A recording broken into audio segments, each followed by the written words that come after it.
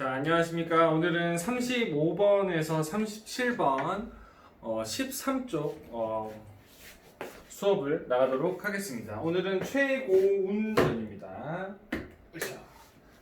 자, 이러한 고전소설을 읽을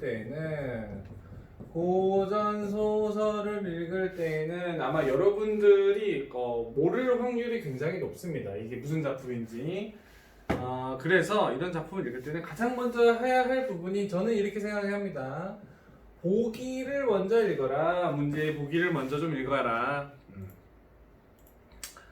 그래서 37번 잠깐 뒷장 14쪽 37번 보시면은, 자, 이 보기를 보면서 우리가 좀 이제 생각을 해볼 부분이 있습니다. 자, 최고운전, 최고운에 대한 전입니다. 사람 이름이 최고운이에요. 자, 최고운전은 시집기를 통해서 주인공과 국가가 당면한 문제 해결을, 밑줄 쳐볼까요? 주인공과 국가가 당면한 문제 상황이 해결되는 구조다. 구조로 서사가 전개된다. 그러면은 서사를 해결하는 데 있어서 가장 중요한 주인공의 능력이 뭐다? 시집기다. 그러니까 비범한 능력을 말하는 겁니다. 비범한 능력이 무엇이다? 바로 시집기 능력이다. 이것을 통해서 어느 정도로 이게 얼마나 중요하냐면, 나라의 문제 상황이 해결될 정도로 굉장히 비범한 그런 중요한 건데, 그걸 굉장히 잘한다는 거죠. 사실은 그렇습니다. 아주 옛날에는요, 이 문학이라는 과목을 잘하면은 아주 잘 먹고 잘 살았어요. 그러니까 저는 이제 국어 선생님이잖아요. 그럼 제가 그 시대에 태어났으면 뭐예요? 그럼 문학을 가르치는 사람 아닙니까? 그럼 제가 어떻겠어요? 배우가 엄청 좋았겠죠? 그런데 흘렸다. 자, 그런데 참고로 이거는 이제 귤피차라는 건데, 귤 껍질 차예요. 흘렸는데 뭐 잘 모르겠습니다. 이거 마스크를 끼고 수업을 하니까 목이 확 가가지고 저는 차를 좀 마셔야 되네요. 자, 어디까지 얘기했죠? 헛소리를 막 해가지고. 아무튼 이런 주인공과 국가가 당연한 문제 상황을 뭘로? 시집기로 해결한다. 근데 그 시집기를 너무 잘하는 거죠. 옛날 사람들은 그랬어요. 그러니까 비범한 능력이 있다. 그럼 여기서 우리가 이렇게 생각하시면 됩니다. 그냥 고전 소설을 앞으로 이렇게 생각하시면 돼요. 어떤 인물이 비범한 능력을 가지고 있어요. 비범한 능력을 가지고 있으면은 잠시만요. 눈에 뭐가 들어가서. 자, 비범한 능력을 가지고 있다라고 하면은 그냥 우리는 이렇게 생각하시면 됩니다. 이 소설은 영웅 소설이다. 이렇게 생각을 하시면 돼요. 그런데 꼭 그렇지만은 않지만 일단 이렇게 생각을 하시면 되는데, 선생님, 영웅 소설은 자고로 칼을 빼들고 이렇게 적이랑 싸워가면서 물리치고 이런 게 영웅 아닙니까? 라고 생각할 수 있는데, 이것도 영웅 소설의 일종에 속합니다. 네, 이런 영웅도 있다는 거죠. 칼 빼들고 싸우는 영웅도 있는 반면에 머리로 승부하는 영웅도 있었다. 여러분, 역사에 대해서 좀 관심이 있는 학생들은 알 수 있을 텐데, 이 작품은 실존 인물 최치원의 삶을 바탕으로 창작되었습니다. 최치원은 어떤 사람이에요? 그러면은, 자, 이걸 읽으면서 이런 사고가 팍팍팍 떠올라야 돼요. 예. 최치원은 어떤 사람이에요? 신라시대 사람입니다. 육두품이라는 신분적 한계 때문에 그 능력을 제대로 펼치지 못한 사람이죠. 어느 정도로 뛰어났냐면은 그 당시에 세계적인 국가였던 원나라, 그러니까 그 당시에 중국 원나라는요, 아주 세계적인 국가라고 보시면 됩니다. 진짜 엄청난 국가. 그 국가에서 실시하는 그 과거, 외국인들을 위한 과거 제도에서 장원을 해서 벼슬을 하다가 내려옵니다. 거기서 벼슬 할 때 쓴 글이 하나 있는데, 무슨 글이냐면요, 황소라는 사람이 난을 일으켜요. 그래서 그 난을, 그 반란을 이제 저지하러 최치원이 갑니다. 가서 싸우는 게 아니라요, 토황소경문이라는 글을 써서 황소한테 준 다음에 항복을 유도하는 아주 그런 대단한 사람입니다. 그랬던 사람이 이 육두품이라는 신분의 한계 때문에 그 뜻을 펼쳐지 못하고 결국 말년에는 산속에 들어가서 삽니다. 그럼 이 사람은 어떨까요? 마음이 굉장히 우울하겠죠. 화가 나고. 그래서 이 사람의 가장 유명한 작품은 아까 토항서 경문 이런 것도 있지만은 제가야산 독서당이라는 게 있습니다. 독서당이라는 한 시가 있습니다. 기회가 되면 들을 수 있을 텐데 산으로 뭐 둘러싸서 어쩌고저쩌고 막 이런 겁니다. 자, 최치원의 삶 다시 볼게요. 최치원의 삶이 주인공이 투영되어 형상화되는 과정에서 그의 비범함이 극적으로 부각되며 그 비범함으로 시집기를 통해 발현된다. 시집기는 뭐다? 비범한 능력이구나. 이러한 비범한 능력을 가지고 있는 건 영웅 소설이구나. 그러니까 최고운전의 주인공인 최고운은 뭐다? 영웅이다. 까지 나와야 됩니다. 오케이? 예, 다시 위로 올라가겠습니다. 이렇게 보기를 읽고 본문을 읽으면은 보기를 읽고 그 다음에 본문을 읽으면은 굉장히 좋습니다. 자, 이게 좀 지우겠습니다. 요새 좀 덥지 않아요? 네.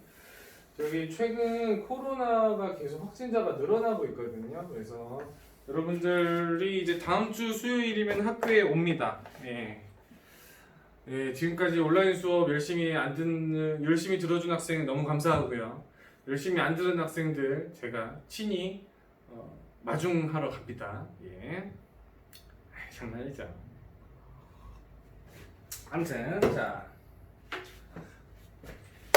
본문을 읽어야 됩니다. 본문을 읽을 때에는 어떻게 읽는 게 좋으냐면은 일단 가장 먼저 봐야 될 게 이전의 줄거리라는 게 있는지 없는지를 봅니다.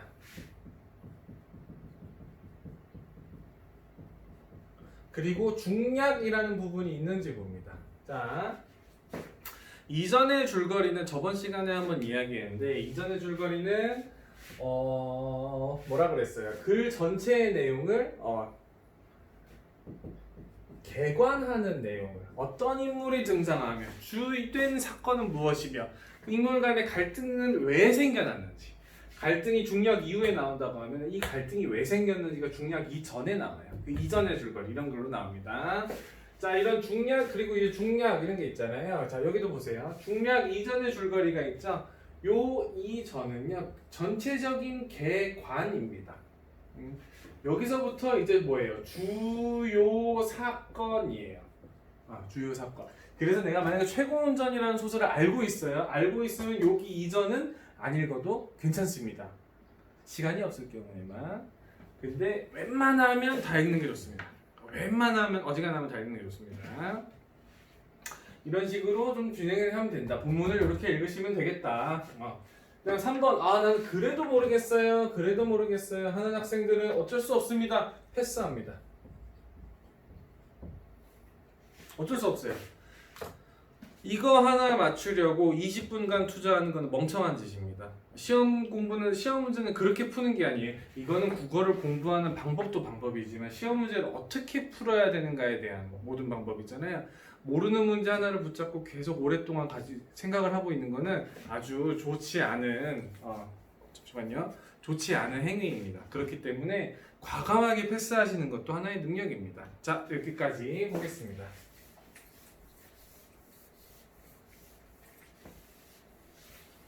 자,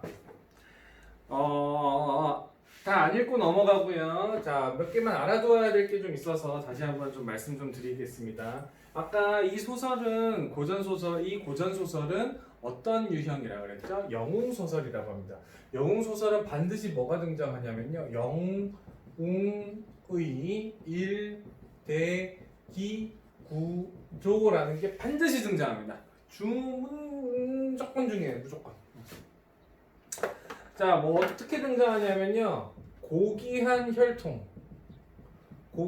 혈통을 지니고 있어요. 비범한 탄생을 합니다. 그 다음에 아주 비범한 탄생이 아니고 죄송합니다. 기이한인데 제가 잘못 썼습니다. 기이한 탄생,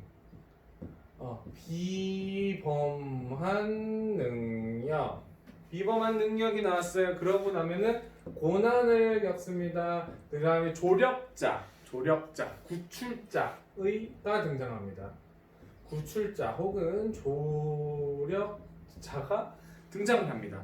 그 다음에 다시 위기에 봉착하고요. 그거를 해결하는 이 과정이 나옵니다. 고난과 이기가 차이점이 뭐냐라고 하면 비슷합니다.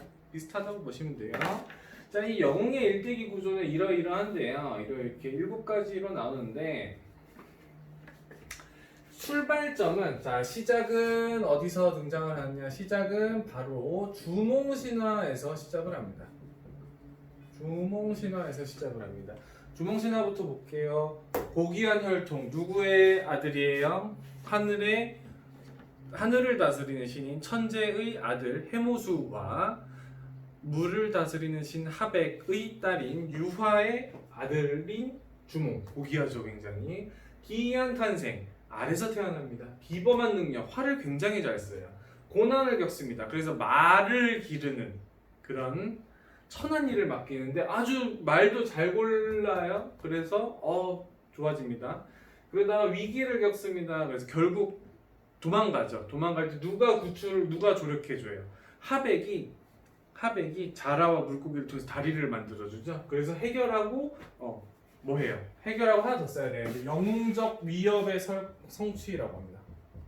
영웅적 위협의 성취.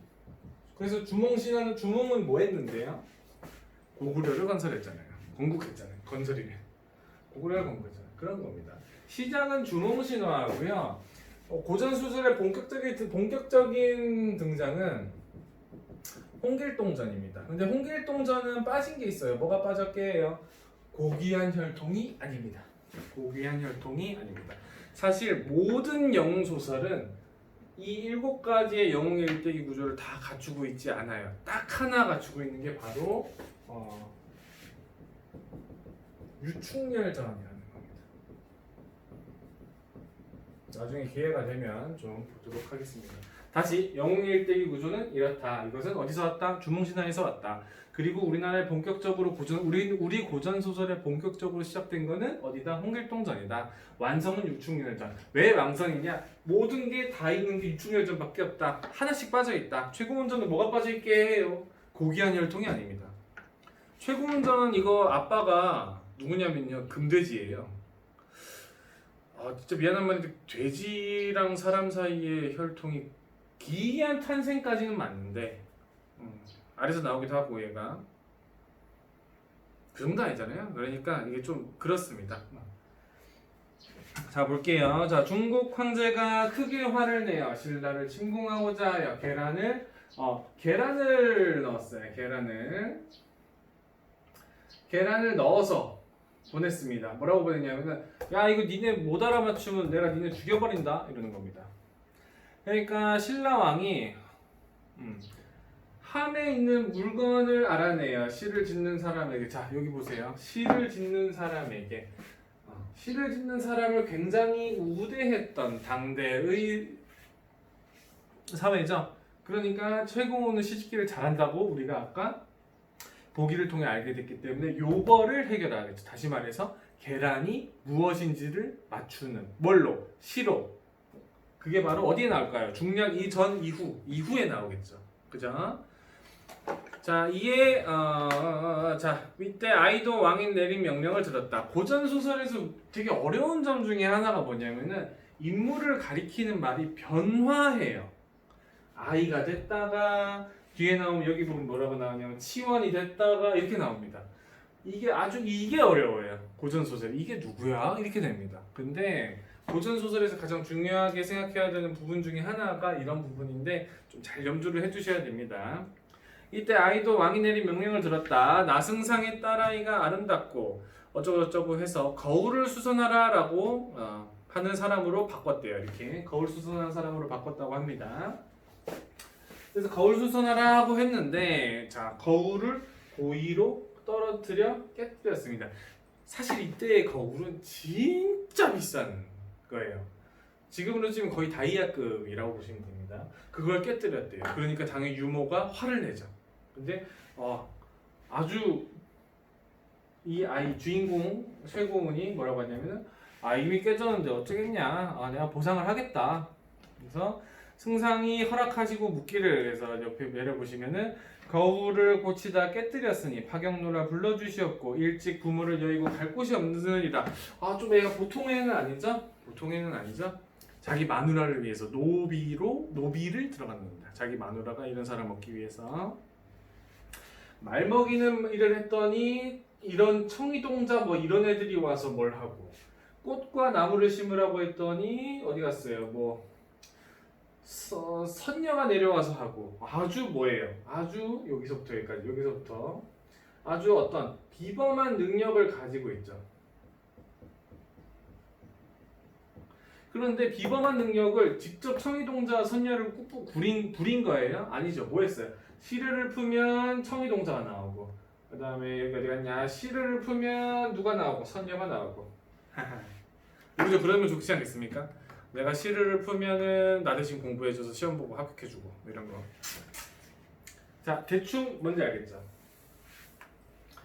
문제 상황이 뭐예요? 고난이 뭡니까? 그 계란을 맞추라는 고난이죠.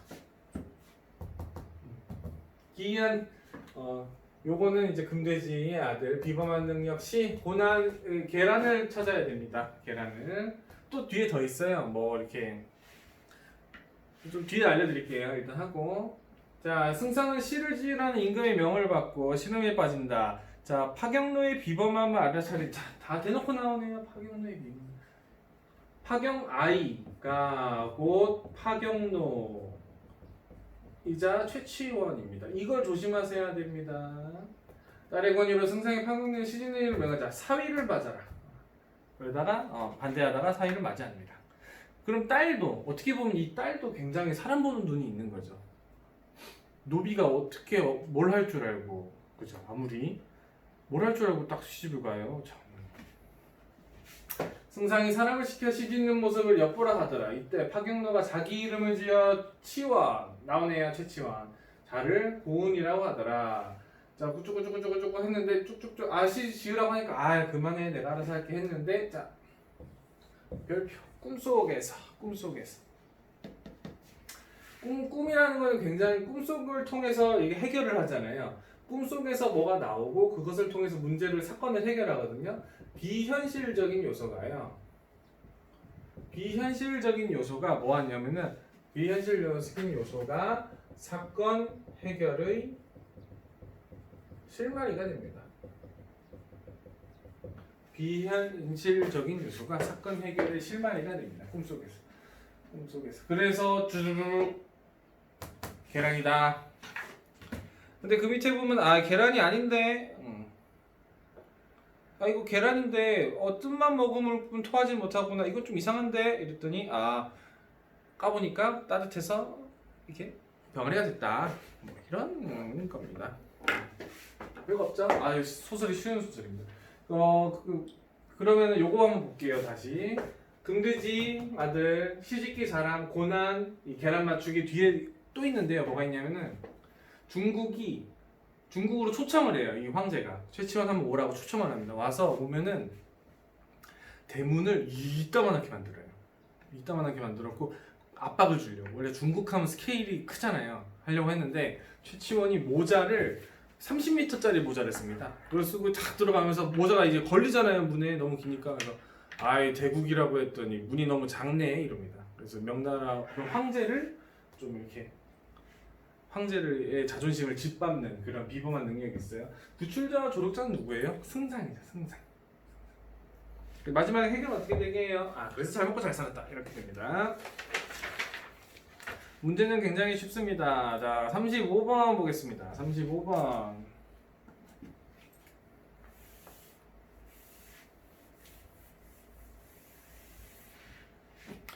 자, 윗글에서 알 수 있는 내용으로 적절하지 않은 것은 1번 아이는 승상댁의 노복이 된 이후에 도람의 존재를 알 게 아니라 도람의 존재를 알고 들어간 거죠. 그래서 답이 1번입니다. 굉장히 쉬워요. 이건 이거 틀리면 조금 골치 아픕니다. 넘어갑니다. 윗글의 거울은 자 1번 아이가 승상에게 자신의 능력을 증명하는 데 사용된 소재는 시. 2번 노복으로 들어간 아이가 겪게 될 고난을 암시하는 소재는 거울이 아니죠. 3번 아이가 승상의 사유를 내는 내적 욕망을 실현하는 동안은 소재. 예, 답이 3번입니다. 내적 욕망이 뭔데요? 승상의 사유가 된다. 왜? 마누라가 그 딸이 그렇게 이쁘고 총명하다고 소문이 나서요. 자, 4번 보시면 혼인을 둘러싸고 아이와 승상 사이에 긴장감이 조성될 것을 예고한다. 아니죠. 5번도 아닙니다. 답이 3번이고요. 자, 37번 최고운전. 자, 최고운전 어쩌고저쩌고 되어 있습니다.